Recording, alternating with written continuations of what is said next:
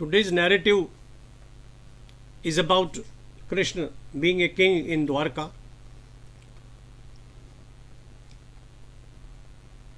Sri Shukdev is telling Parikshit about Krishna's life in the new city where he had shifted from Mathura.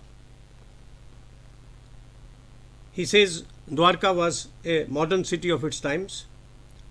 The land had been reclaimed from the sea. The city had been planned carefully when Krishna decided to move. Broad avenues had been laid in a grid pattern.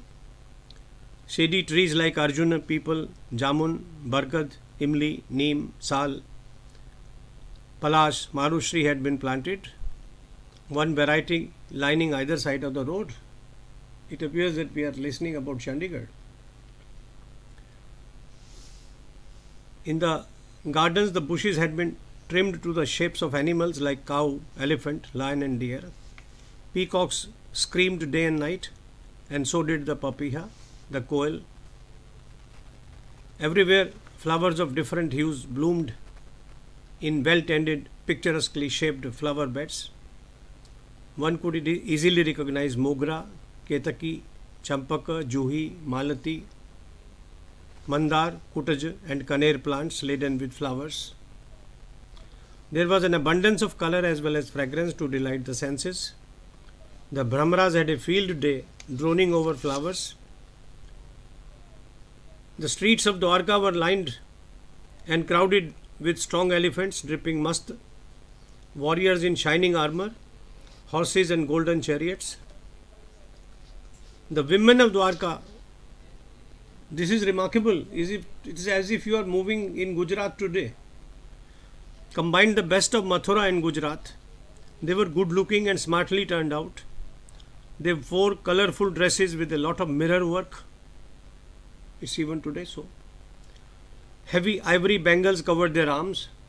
Every limb of theirs radiated youth.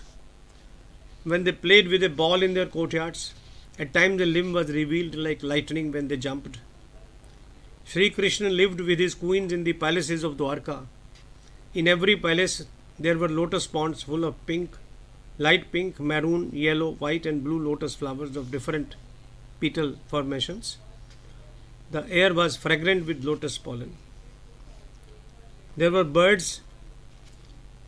One could identify the orange-headed thrush singing a loud, rich song, and large dongos with glossy black plumage and long, deeply forked tails.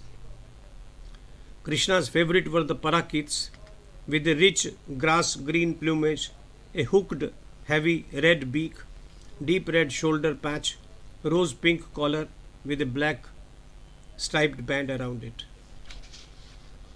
Sri Shukdev continues, Sri Krishna, whenever he could spare some time, he writes, used to enjoy water sports with his queens in the lotus pond.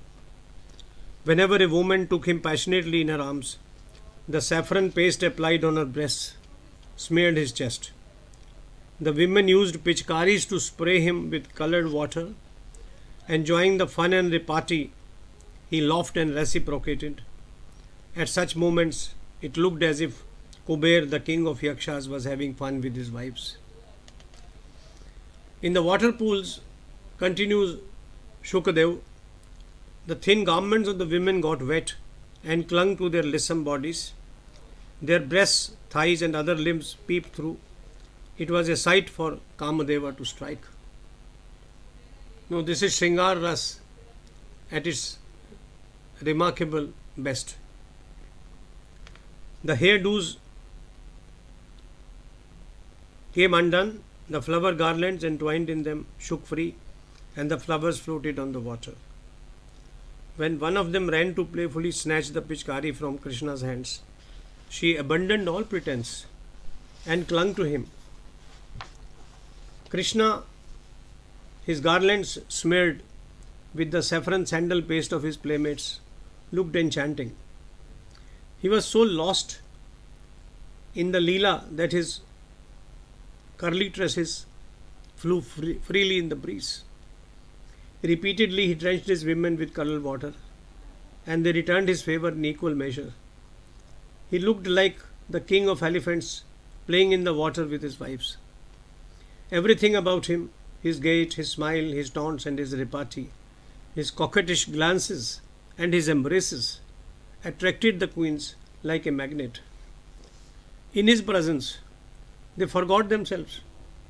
Who would not forget himself or herself in Krishna's presence? His thought is enchanting. For his queens, Krishna was their wealth, a precious possession and the focus of their love, the God in whose thoughts they lost the consciousness of their existence. As they looked at him, they went into meditation without sitting in the customary lotus pose.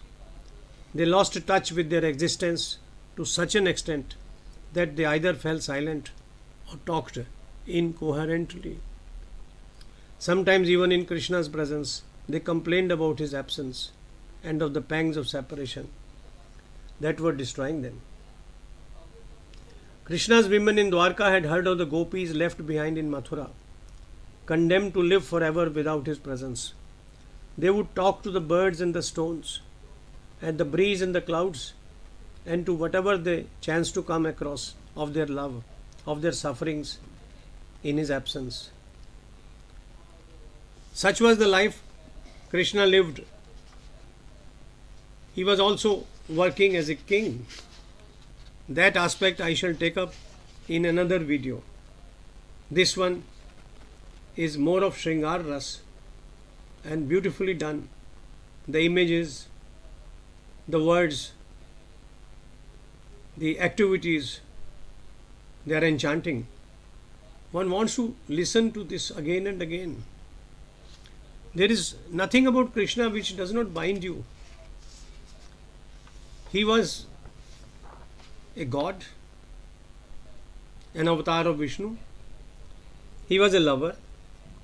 He had played with gopis in the Vrindavan gardens. He had killed a lot of demons, and later he lived in Dwarka with his queens. Today Dwarka celebrates Krishna's presence with a grand temple visited by thousands of devotees. Jai Sri Krishna, Jai Sri Krishna, Jai Sri Krishna.